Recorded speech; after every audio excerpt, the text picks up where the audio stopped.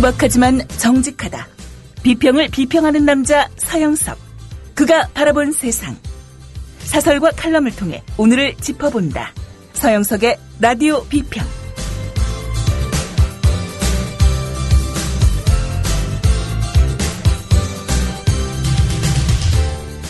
안녕하십니까, 서영석입니다. 여권 새누리당 이른바 실세장관이라고 하는 진영 보건복지부 장관의 사의 표명설이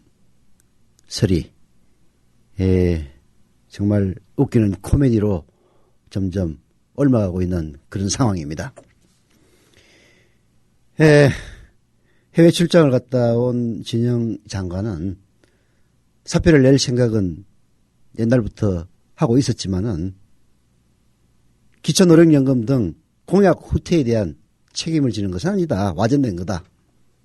그냥 무력에서다. 이렇게 얘기를 했다고 합니다. 그런데요, 진영 장관의 사임, 사퇴설 보면서 2007년 유시민 전 보건복지부 장관의 사퇴와 관련지어 생각이 듭니다. 2007년 4월 그때는 유시민 보건복지부 장관이었습니다. 물론 대통령은 노무현 대통령 시절이었죠. 당시 국회에서는 연금법 개정안, 국민연금법 개정안과 기초노령연금법 제정안이 상정돼 있었습니다. 국민연금법은요, 어떻게 개정이 될 예정이었느냐 하면은 사람들이 돈을 조금 더 내고 은퇴한 뒤에 돈은 조금 덜 받는 식으로 개정될 예정이었습니다. 왜냐하면은 국민연금 재원이 고갈돼 가고 있었기 때문이죠. 쉽게 얘기해서 사람들이 싫어하는 법안입니다. 매달 붓는 돈은 더 많이 붓고, 그리고 자신이 은퇴해서 국민연금을 65세 이상부터 받게 되면은 돈을 더 적게 받아야 되니까 좋아할 이유가 전혀 없는 법이었죠. 반면에 기초노령연금법은 노인들에게 최고 10만 원까지 주는 것이었습니다. 사실 국민연금과 기초노령연금은 서로 보완적인 관계입니다. 국민연금의 혜택을 받지 못하는 사각지대에 있는 사람들에게 기초노령연금을 지급하겠다는 것이었죠. 근데 지금은 반대입니다. 국민연금을 받는 사람은 기초노령연금을 적게 지급해서 서로 연동을 시킵니다. 사실 법 제정 취지는 국민연금을 받지 못하는 그런 사각지대의 노인들에게 기초노령연금을 주자라는 취지였죠. 네, 법 중에서 국민연금법은 부결되고 기초노령연금법은 통과가 됐습니다. 그래서 유시민 장관은 사퇴하겠다고 얘기를 했고, 당시 기자들에게 사퇴하고 싶은 생각은 있지만은 책임을 지고 대통령이 일은 마무리 지어야 된다고 하니까 라면서 한 달 정도 더 일을 마무리 짓고 결국 사퇴를 했습니다.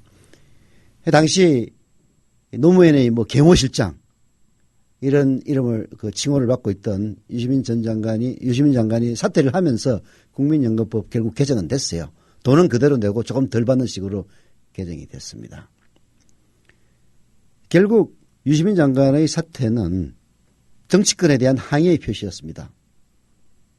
아니, 선거 앞둔다고 퍼주는 거는 오케이 하고, 그리고 정작 중요한 국민연금의 재정과 관련된 문제는 반대를 하는 그런 상황에서 담당 주무장관으로서 맹문 있게 사퇴를 던진 것이었죠. 그런데 지금 진영 장관은 전혀 그렇지 않습니다. 사실 기초노령연금 20만 원 전 노인에게 주겠다는 공약을 지금 후퇴시키는 결정이 오늘 나온다고 되어 있는데요. 거기에 항의하는 표시에서 사퇴를 하겠다 하면 맹문 있는 사퇴입니다. 그러나 감히 대통령에게 항의한다는 얘기는 전혀 못하고 그냥 무력에서 사퇴한다면은 그야말로 비겁한 사퇴인 거죠. SBS 취재 파일에서 다룬 내용을 읽으면서 우리 사회는 왜 보수가 품격이 없고 보수가 지조가 없고 보수가 더 부패하고 보수가 더 무능한가 하는 물음표를 던지게 됩니다. 무능하고 부패한 보수, 이명박 정권의 언론 장악과 그리고 국정원의 대선 개입의 결과 대통령이 되는지는 모르겠습니다만은 그 무능하고 부패한 보수 그 자체는 전혀 변함이 없다는 사실이 오늘 서면들을 울리고 있습니다. 서영석의 라디오 비평 시작하겠습니다. 함께하고 계신 방송은 정치평론가 서영석 미디어 협동조합 이사가 진행하는 라디오 비평입니다. 여우처럼 쇼핑하자 폭스마켓. 알면 알수록 타보고 싶다. 대한민국 대표 자전거 브랜드 알톤. 전기자전거, 접이식자전거, 알톤 보유 브랜드 시보레, 베네통 등 고강도 경량 명품 자전거를 저렴한 가격에 만나실 수 있습니다. 국민TV와 함께하는 참 좋은 쇼핑몰 폭스마켓. 문의는 1566-5476. 검색창에 폭스마켓을 입력하세요. 폭스마켓.co.kr.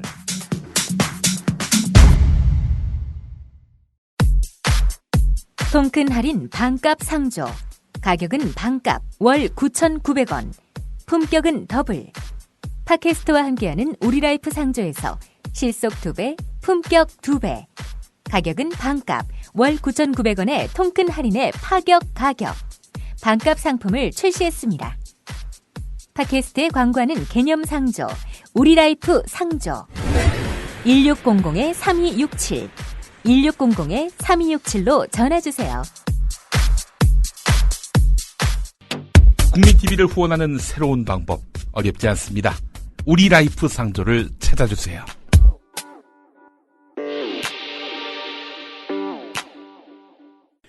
독일의 메르켈 총리가 다시 집권을 하면서 유럽의 보수 정당이 승승장구하는 데 대해서 관심이 쏠리고 있죠. 특히 메르켈 총리는 여성 총리입니다.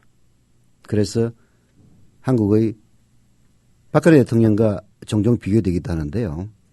그러나 사실을 알고 보면 메르켈 총리와 박근혜 대통령은 하늘과 땅만큼 거리가 있습니다. 이름을 보수라 부른다 해서 똑같은 보수는 아닌 거죠. 정말로 한국의 보수는 부끄러운 줄 알아야 됩니다. 한겨레신문 김지석 논설위원이 오늘 대결과 위계라는 낡은 보수 분석이라는 칼럼을 통해서 바로 그러한 점을 지적하고 있습니다. 시작해보죠. 미국발 경제 위기가 지구촌 전체로 확산된 지난 6년 동안 유럽에서는 대부분의 집권 정당이 바뀌었다.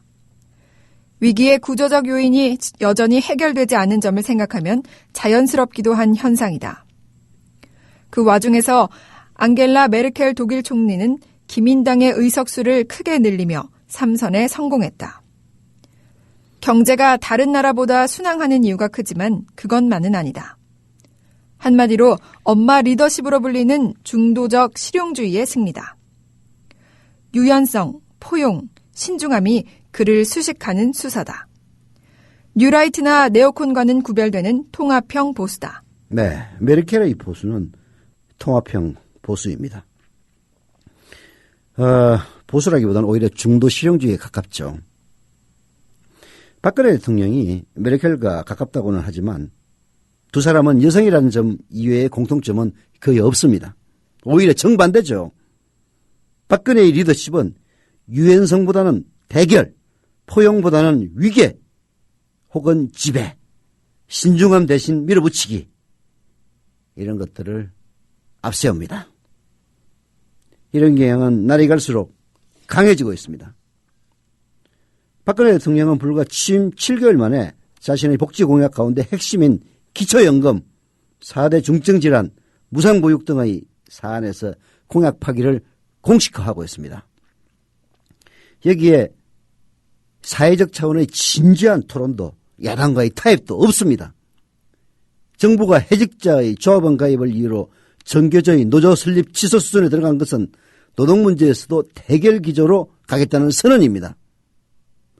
친일과 독재를 미화하는 역사전쟁을 사실상 주도하는 사람도 바로 박근혜입니다. 역사교육에 문제가 많다고 불을 지폈던 박근혜는 뉴라이트 성향의 부실 교과서가 큰 문제가 되고 있는 상황에서 이 교과서와 긴밀한 관계를 가진 사람을 새 국사편찬위원장에 임명했습니다. 대결과 지배의 무대가 역사관에까지 확장된 것이죠. 박근혜 대통령은 국가정보원의 불법 대선 개입 사실이 속속들이 드러났는데도 사과나 혹은 국정원 개혁을 요구하는 야당에 한치도 양보하지 않습니다. 민주당이 서울시청 앞에 천막당사를 설치하고 54일 동안 장애투쟁을 했다고는 하지만 민주당의 요구 내용이란 걸 알고 보면 박근혜에게 부탁하는 수준의 온건한 것이었습니다. 그럼에도 불구하고 박근혜 대통령은 야당이 자신의 정통성과 근위에 부당하게 도전하는 것처럼 야당의 굴복을 요구해 왔었죠. 이런 박근혜가 어떻게 메르켈과 비슷하다고 할 수가 있겠습니까? 그야말로 근처에도 가지 않는 거죠. 네, 이어집니다. 남북관계도 다시 기약 없는 냉각기에 들어갔다.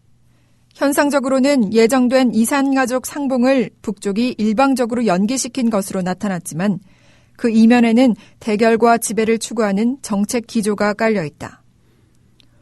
새누리당 소속 안홍준 국회 외교통일위원장은 엊그제 최근 개성공단 가동 재개 협상에서 7차 회담까지 진행된 끝에 북한이 재발 방지에 합의한 것은 북한으로서는 굴욕에 가까운 것이었다며 박근혜 대통령 취임 뒤 소신 있는 원칙을 강조하면서 지금은 주도권이 한국에 있다고 했다. 북쪽이 남쪽의 하위 주체임을 분명하게 받아들이지 않으면 남북관계도 핵 문제를 풀기 위한 대화도 필요하지 않다는 이런 태도는 정부 안에서 일반적이다. 네, 야당과 그리고 북한에 대해서는 이렇게 위압적으로 군림하는 박근혜가 재벌과의 관계에서는 정반대입니다. 재벌들이 집요한 로비로 일감 몰아주기 규제 등 경제민주화 공약들이 후퇴를 거듭하는 가운데 대통령이 직접 재벌 총수들을 만나서 고개를 숙이고 투자를 구걸하기에 이르렀습니다. 박근혜 대통령은 8월 초 청와대 개편을 전후해서 여권안의 수직적인 위계질서 구축을 끝내고 그 수직적 위계질서의 정점에는 바로 중앙정보부 출신, 대공검사 출신 김기춘이 앉아있죠. 칠순 노인입니다. 이제는 그런 위계질서를 사회 전체로 확산시키려 하고 있습니다. 앞서 이명박 정권은 한국 사회 전체의 시장화를 추구했지만 거센 역풍을 맞았습니다. 현 정권은 자신과 생각이 다른 사람의 굴복을 요구한다는 점에서는 이명박보다 더 폭력적입니다. 박근혜 전 대통령의 시대에 형성된 보수 본류의 본색이 드러나고 있다고 하겠습니다. 메르켈은 2011년 일본 후쿠시마 원전 사고 이후 원전 폐기를 선언해 녹색당 바람을 가라앉혔고 22일 치러진 총선에서는 가정복지 정책 강화와 징병제 폐지를 공약으로 내걸어 3인당의 표를 가져갔다. 박근혜 정권은 이와 반대로 낡은 보수의 본색을 강화해 간다. 앞으로 어떻게 될까? 당분간 이길 수 있을지도 모른다. 하지만 더 큰 대결과 갈등을 불러 부러지거나 내파할 가능성이 크다. 박정희 전 대통령이 생생한 사례다. 네. 말하자면 진보와 계획 진영의 공약을 가져와서 집권했다는 점에서는 메르켈이나 박근혜나 똑같습니다. 하지만 메르켈은 약속을 지켰죠. 그래서 3번이나 한 겁니다. 약속을 지키지 않는다면 누가 그 사람을 더 뽑아주겠습니까? 사실 단임제 대통령제의 단점이기도 합니다만은 약속을 안 지켜요. 약속을 안 지키는 정도를 떠나가지고 상대방을 굴복시키고 무릎을 꿇리고 그리고 손을 들게 만듭니다. 당분간 이길 수 있을지는 모르죠. 왜? 공권력과 권력을 갖고 있으니까. 하지만 이런 식으로 가면은 더 큰 대결과 갈등을 불러일으켜서 정말로 부러지기 십상입니다. 이명박은 촛불 집회에서도 무너지지는 않았습니다. 이명박이 국민 건강을 담보로 미국에게 굽신굽신하다가 들통이 나는 바람에 된통 크게 얻어맞긴 했습니다만은 그래도 야당 후보에게 500만 표 이상 차이로 승리했던 사람이에요. 부정선거 논란은 최소한 없었습니다. 박근혜는 그렇지 않아요. 차이도 100만 표밖에 되지 않을 뿐더러 국정원의 불법 대선 개입, 부정선거, 이건 빼도 박도 못하는 일입니다. 예언한다면은 이명박보다도 박근혜가 더 무너질 위험성이 크다고 하겠습니다. 그걸 막는 것도 당하는 것도 박근혜 대통령 본인의 관할 사항이죠. 자신의 선택 문제입니다. 노래 듣고 오겠습니다. 넥스트에 네가 진짜로 원하는 게 뭐야? 듣고 오죠. My ass gonna be on this record.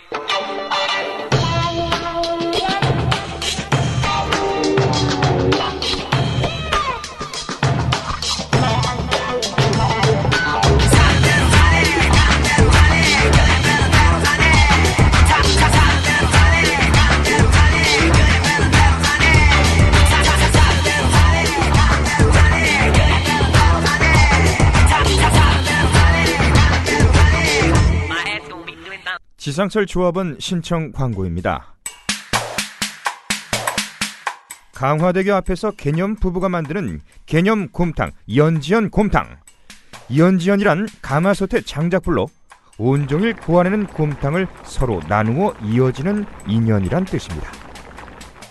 연지연 곰탕이 민주주의를 열망하는 조합원 여러분과 국민의 건강을 책임지겠습니다. 곰탕 포장 판매는 한 팩 800g에 7,000원이며 7팩 이상은 무료 배송으로 드립니다. 연지연 곰탕은 강화대교 입구에 위치해 있습니다. 단체 주문 예약 및 포장 주문 전화번호는 010-7252-1114, 010-7252-1114, 031-989-9968. 조합원 단체 예약은 10% 할인해드립니다. 그리고 판매 금액의 10%는 국민TV의 후원금으로 쓰입니다.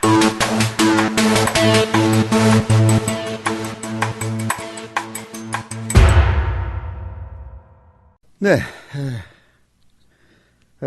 조합원 가입 3분 있네요. 제 시간대에 가입하신 분들입니다. 인천이 아니고, 왜 인천으로 읽지 내가? 그 밑에가 인천이었구나. 광주광역시 북구 일곡동의 금방진 돼지님, 서울 강서구 가양동의 피에타 519님, 조합원 가입 감사드립니다. 그리고 마그놀리아라고 보니까 외국인 것 같은데요. 예, 해외에 계신 예수쟁이님, 조합원 가입 감사드립니다. 예수쟁이란 닉네임 쓰는 거 보니까 목사님이신가요? 예, 조합원 가입 감사드립니다. 조합원 가입이 그렇게 활발하지는 않습니다만은 계속 늘고 있습니다. 오늘 현재 2354명으로요. 출자 금액도 32억 5,600만 원을 돌파했습니다. 조합원, 이번 달에 2만 1,000명 돌파하고 2만 2,000명 돌파해서 연말에는 3만 명 도달할 수 있도록 해야 될 것 같습니다. 더불어서 정자운동도 계속 펼치고 있는데요. 추부민들레님의 손자, 셋째와 넷째 모두 조합원 가입시켰답니다. 정말 어제 사진 보니까 그야말로 귀엽기 짝이 없는 손자들이었는데요. 손자를 4명이나 두신 추부민들레님 애국자입니다. 그리고 어제 코알라님 일자 정자하셨고요. 오늘은 서영석 날다 제 카페 이름인데 제 카페가 아니고 이제 팬카페죠. 예. 저 같은 사람이 팬이 있다는 것 자체가 좀 미스터리긴 합니다만은 여하튼 오늘 일구자 정자하고 내일도 일구자 정자하신답니다. 그리고 그 카페의 카페 직인 애쓰는 라인님도 정자하시겠다고 약속을 했고요. 텔라비님도 오늘 정자하시겠다고 약속을 했습니다. 예, 감사드립니다. 좀 더 있으면 정자보다도 더 큰 부담을 드릴 겁니다. 네. 자, 광고는 이제 이 정도로 하고 다시 본론으로 들어가죠. 오늘 중앙일보 박명림 연세대 교수가 쓴 칼럼도 정말 볼만합니다. 요즘 JTBC가 왜 손석희 사장이 직접 저녁 뉴스의 앵커를 맡으면서 다른 지상파나 혹은 그야말로 수준 이하의 종편과는 차별화된 모습을 보이고 있어서 관심을 끌고 있죠. 이런저런 말은 많이 있습니다만은, 태어나지 말아야 될 종편이라고 우리가 했습니다만은, 뭐 실제로 그랬죠. 그러나 태어났습니다. 태어나서 지난 선거에도 큰 영향을 미쳤죠. 네. 존재하는 종편에서 JTBC가 나름대로 공정성을 유지하는 언론으로 승부를 하고 나섰다는 점, 뭐 JTBC의 뭐라고 그럴까, 상업적인 감각이 돋보인다고 할까요? 그런 측면도 있습니다만은 또 손석희 사장이라고 하는 대한민국 언론인 가운데서 영향력 1위의 언론인을 영입해서 하고 있다는 점, 저는 의미는 있다고 봅니다. 물론 사람에 따라서는 과연 삼성 문제에 대해서도 그렇게 공정하게 보도할 것이냐 이런 의문을 표시하는 분들도 있고, 손석희를 이용해서 JTBC의 시청률을 올린 다음에 팽할 것이다 이런 시각도 있긴 합니다만은, 네, 여하튼 지금은 의미 있는 방송이라고 생각이 듭니다. 중앙일보도 뭐 크게 달라진 건 없는데요. 다만 오피니언 면에서는 어느 정도 변화의 모습을 보이고 있는데, 오늘 박명림 연세대 교수, 베를린 자유대 초빙 교수로 가 있죠. 도대체 MB는 왜 집권했느냐. 이 칼럼은 정말 이명박의 심장을 겨누면서 박근혜에게 아주 뭐라고 해야 될까요? 쓴 소리를 하고 있습니다. 소개해드립니다. 도대체 MB는 왜 집권했냐. 박근혜 정부의 대선 공약 후퇴를 둘러싼 논란이 뜨겁다. 정부 출범 초기에 각종 공약 철회 시도는 약속, 신뢰, 원칙의 정치를 중시해온 대통령의 언행에 정면 배치된다. 국민과의 약속에 대한 이행을 누차 강조한 준비된 여성 대통령 구호도 무화시키고 있다. 민주사회에서 선거는 약속의 교환을 의미한다. 즉, 정치적 계약 조건으로서의 공약은 신뢰의 최소 여건을 이룬다. 만약 공약 실천이 불가능한 상황을 알고도 공약 제시와 이행을 약속했다면 허위의 계약이 되며, 불가능한 상황을 모른 채 공약 실천을 반복 다짐했다면 준비되지 않았다는 점을 증명하는 이중모순에 직면하고 만다. 선거 공약은 스스로 제시한 계약 조건이기 때문에 특정 정부와 대통령에 대한 지지와 반대를 넘는 가장 중립적인 평가 지표가 된다. 네, 이 점이죠. 공약 실천이 불가능한 상황을 알고도 그 공약의 이행을 약속했다면 그거는 속인다는 얘기입니다. 사기라는 얘기죠. 또한 이게 현실적으로 불가능하다는 사실을 모르면서 공약을 실천하겠다고 반복적으로 다짐했다면 그거는 무식한 겁니다. 대통령으로 준비되지 않은 거죠. 이런 어떤 방식으로도 그 공약을 지키지 않을 때 이중적으로 비난을 받는, 이중적으로 비판을 받는 그런 모습에 처한다는 얘기입니다. 이명박 정부의 핵심 공약을 사례로 중립적 성찰의 계기를 삼아보자. 감사원에 의해 총체적 부실로 평가받은 4대강 사업은 아예 논외로 한다. 물론 인권, 공공성, 민주발전 부문 역시 언급 불능이다. 네. 먼저 앞선 정부의 경제 실패를 비판하면서 제시한 경제 대통령, CEO 대통령, 747 공약. 747 공약이 뭔지 아시죠? 7% 성장, 1인당 국민소득 4만 달러, 세계 7대 경쟁강국 진입. 이게 747 공약이었습니다. 이런 경제 대통령의 747 공약부터 한번 봅시다. 평균 경제 성장률은요, MB 정부가 2.90%였습니다. 7%는 커녕 노무현 정부의 4.34%보다도 크게 낮았습니다. 수출 증가율은 9.14%로 노무현 시기 18.16%의 절반에 불과했습니다. 외환 보유액은 2002년에 1214억 달러였는데요. 2012년 3270억 달러로 노무현 시기는 총액이 2배 이상으로 늘었지만요. MB 시기는 증가액이 총액의 4분의 1에 불과했습니다. 또 다른 걸 볼까요? 취업자 증가율도 5년 평균 1.0%였습니다. 물론 노무현 대통령도 1.1%로 크게 앞서지는 못하지만요. 소비자 물가 상승률은 이명박 때 평균 3.34%였던 것에 반해서 노무현 정부 때는 2.92%로 모두 노무현 정부가 더 나았습니다. 1인당 GDP 역시 MB 5년간 2007년 21,590달러에서 2012년 22,590달러로 정체된 반면에 노무현 때는요 12,000달러가 21,500달러로 급증했습니다. 결국은 노무현 정부 때 급증된 국민소득은 이명박 정부 때 정체를 면치 못했다는 것이죠. 복지, 노동, 평등, 서민경제는 제외하더라도 국민경제에 관한 이명박 정부의 공약은 완전 실패였으며 모든 주요 지표에서 그토록 비판한 노무현 정부보다도 더 낮았습니다. 이건 다른 사람이 정치적인 구호로 떠드는 게 아니라 통계청과 한국은행과 무역협회의 객관적인 지표와 통계 속에서 나오는 이야기입니다. 경제만 그래요? 안보는 더 웃깁니다. 보세요. 안보는 경제와 함께 한국 정치의 양대 골간을 이룬다. 핵심 공약인 비핵 개방 3천을 보자. 북한의 핵실험, 폐쇄 고수, 경제 파탄으로 비핵 개방 3천은 실패했다. 그러나 여기에는 북한의 정책 선택으로 인한 실패의 측면이 존재하기 때문에 MB 정부에만 책임을 물을 수는 없다. 문제는 비핵 개방 3천 공약을 앞선 정부들의 퍼주기 정책을 비판하며 이에 대한 대안으로 제시했다는 점이다. 네. 비핵 개방 3천이라는 게 무슨 얘기냐면은 핵을 포기해서 비핵, 그리고 나라를 개방해서 개방, 이렇게 해주면은 국민소득을 3,000달러 선에 이렇게 해주겠다는 게 비핵 개방 3천입니다. 이 우선 그딴 식의 공약을 말하자면 우리가 대기하고 있는 나라인지 뭐 괴뢰 국가인지 모르겠습니다만은 북한에게 제시했다는 것 자체가 정말 웃기는 정책이죠.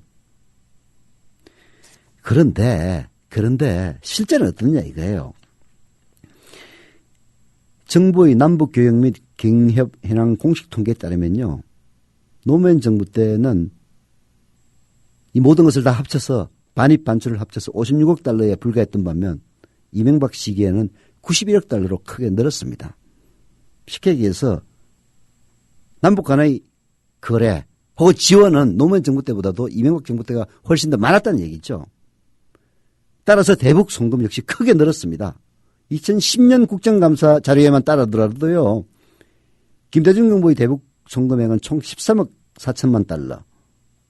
노무현 정부 14억 달러였던 데 반해서 이명박 정부는 임기 중반기에 이미 7억 달러를 넘겼습니다.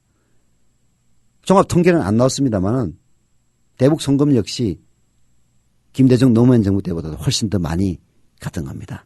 그렇게 북한에 퍼주기도 이명박 정부가 훨씬 더 많이 했던 거예요. 좋습니다. 이렇게 더 많이 퍼주었으면은 남북관계라도 제대로 돼야 될 것 아닙니까? 남북관계는 최악이었고 북핵 실험도 국민 살상도 막지 못했습니다. 함정이 폭침당해서 군인 46명이 한꺼번에 죽었고 정전협정 이래 최초로 대한민국 영토가 포격까지 당했다는 겁니다. 보수의 시각에서 봐도 정말 한심하기 짝이 없는 정부 아닙니까? 예. 국가의 근본 존재 이유인 국민 생명보호에 실패했음에도 불구하고 군사 반격은 고사하고 표면적 정책과는 반대로 대북교역 경협 송금은 계속 증가했다. 실제로 금강산 관광 중단과 5.24 대북 교류 협력 중단 조치에도 불구하고 10년, 12년의 대북 교역 및 경협 총액은 사상 최고 수준인 19억 달러를 넘었다. 반면 5.24 조치로 인한 우리 기업들의 피해는 124억 달러에 달했다. 정반대의 놀라운 정책 귀결이었다. 그러니까 북한에 퍼주기는 있는 대로 퍼주고 그리고 북한에 얻어맞기는 있는 대로 얻어맞고 우리 손에는 있는 대로 키운 그야말로 최악의 정권이었다는 얘기죠. 그래서 박명림 교수는 이렇게 얘기합니다. 우리는 그도 묻게 된다. 아무런 공약도 지키지 못한 이명박은 도대체 왜 집권했는가? 박근혜 정부는 이명박과 반대의 길을 가기를 진심으로 소망한다라고 연세대 박명림 교수, 지금 베를린 자유대 초빙 교수로 있는데요. 이렇게 질타를 하고 있습니다. 하지만 지금 하는 꼬락서니를 보면요. 박근혜 정부는 이명박 정부와 정반대의 길을 가는 것이 아니라 이명박 정부와 한치 다름없는 길을 가고 있는 것 같습니다. 이런 건 있죠. 잘못된 공약을 국민들의 힘에 의해서 철회했던 것이 이명박이라면 박근혜는 잘된 공약을 국민들이 아니라 체벌들이나 혹은 자기 자신의 뜻에 의해서 철회하고 있다는 점에서 차이 있을지는 모르겠습니다. 하지만 그 차이라는 것은 최선의 차이가 아니라 최악의 차이인 거죠. 네. 거듭 이야기하지만은 이명박보다도 더 위험한 길을 걷고 있는 것이 바로 박근혜입니다. 이명박은 최소한 맥살이 잡혀가지고 건자에서 끌어내릴 위험은 없었어요. 하지만 박근혜 대통령은 그렇지 않습니다. 네. 무엇보다도 박근혜 정권이 호들갑을 뜨고 있는 이유도 결국은 자기 자신의 정통성에 문제가 있다는 사실을 스스로도 알고 있기 때문에 틈만 나면은 야당에게 대선 불복이냐 이렇게 묻고 있는 거죠. 언제 이명박이 그런 얘기 물은 적이 있습니까? 한 번도 물은 적이 없어요. 그 실정을 많이 하고도 야당에게 대선 불복이냐고 묻지는 않았습니다. 최소한. 그러나 이 정권은 들어와서 계속 묻는 거야. 왜 묻겠습니까? 찔리는 게 많으니까 묻는 거죠. 예, 항상 그런 겁니다. 노래 듣고 계속하겠습니다. 체리와 미애의 너는 왜 듣고 오는 동안 조합원 가입 혹은 정자 릴레이 이어지기를 부탁드립니다.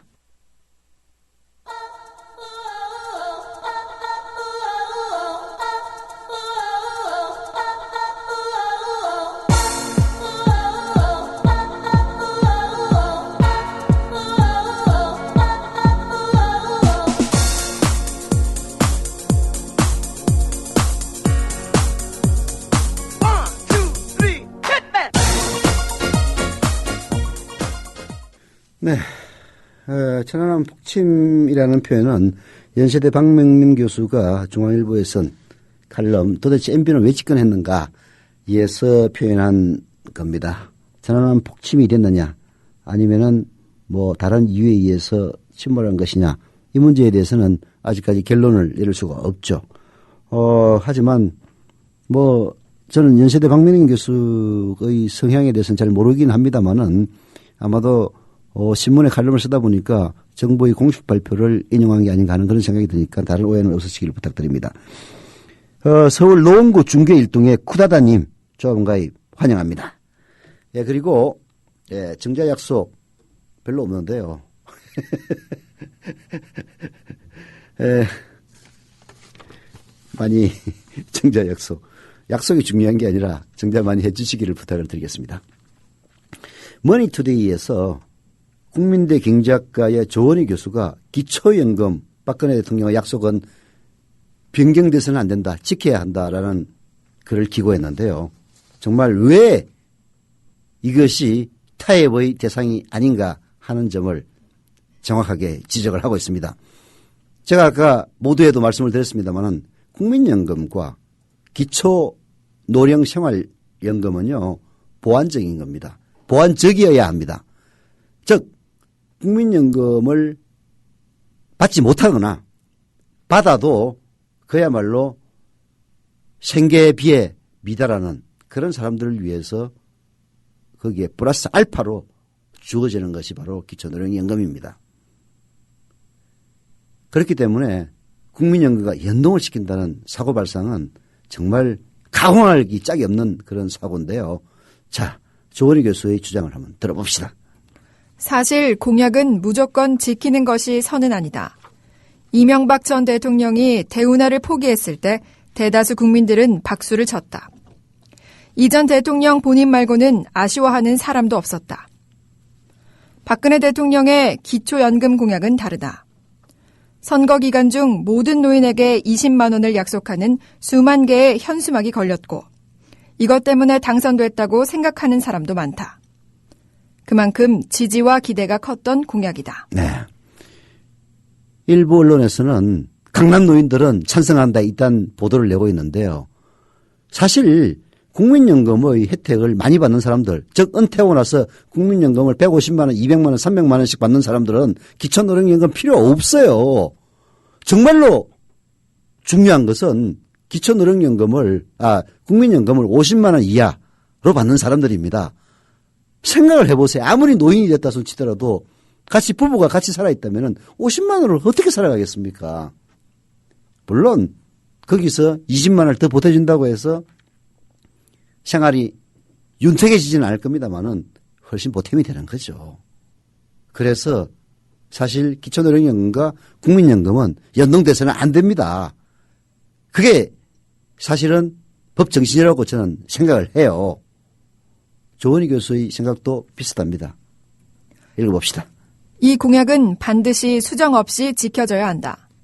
박 대통령은 후보 시절 기회 있을 때마다 복지국가 건설이 본인과 고 박정희 전 대통령의 소망이라고 말해왔다. 약속을 지키는 대통령으로서 신뢰를 확인하는 진실의 순간이다. 모든 노인에게 20만 원이라는 깔끔한 기초연금안을 제시하는 것은 진보 보수를 떠나 한국이 복지 후진국 오명을 벗고 선진국으로 도약하기 위한 출발이라는 상징적 의미도 크다. 사실 인수위 시기 여러 잡음이 흘러나올 때부터 박 대통령이 표가 아쉬워 경쟁자의 공약을 덥석 문 것은 아닌가라는 의구심이 들기는 했다. 구체안을 만들어보라고 임명된 사람들은 물건값 흥정하듯 덜 줄 방법이 없나 궁리해왔다. 원래 약속대로 하겠다면 재원 마련 방안만 강구하면 되는데 국민연금 행복위원회라는 자문기구를 만들어 기초연금 시안을 만들어보라는 발상 자체가 이상했다. 이쯤에서 모두가 기본으로 돌아가서 생각해볼 시점이다. 기초연금 제도를 가진 나라가 많은 것도 아닌데 왜 우리는 일부 언론이나 지식인의 비판에도 불구하고 세금으로 조달되고 모든 노인에게 정액으로 지급되는 수정 없는 기초연금을 요구하는가? 이유가 있습니다. 첫 번째는 노인 빈곤 문제 너무나 심각하기 때문이죠. 중위소득이란 용어가 있습니다. 소득 상위부터 하위까지 줄을 쫙 세워가지고 딱 중간에 있는 가구가 바로 중위소득자입니다. 이 중위소득보다의 절반밖에 소득이 없는 빈곤층 노인이 무려 45%에 이르고 있습니다. 노인 자살률 OECD 국가 1위입니다. 노인을 천시하는 나라가 결국은 인간을 천시하는 나라죠. 국가의 품격 운운하지만은 이렇게 노인들을 천시해서는 안 됩니다. 지금의 노인네들 60대 70대가 누굽니까? 이 나라를 선진국 문턱까지 올려놓기 위해서 세계사적으로 유례가 드문 희생의 숭고한 전범을 보여준 세대입니다. 이런 세대에 대해서 최소한의 존경심을 보여야 합니다. 하루빨리 기초연금을 비롯한 노인복지를 충실화해야 합니다. 2050년이 되어도 국민연금을 받는 사람은요, 은퇴한 사람들이 50%에 불과합니다. 우리 국민연금 제도가 늦게 출발해서 그런 거죠. 더구나 평균 가입 기간이 25년 정도밖에 안 돼가지고 국민연금의 소득대체율이 뭐냐면요, 현재가로 환산해서 생애 평균 소득에서 국민연금 받는 것의 비율을 소득대체율이라고 합니다. 국민연금 소득대체율 지금 25%밖에 안 돼요.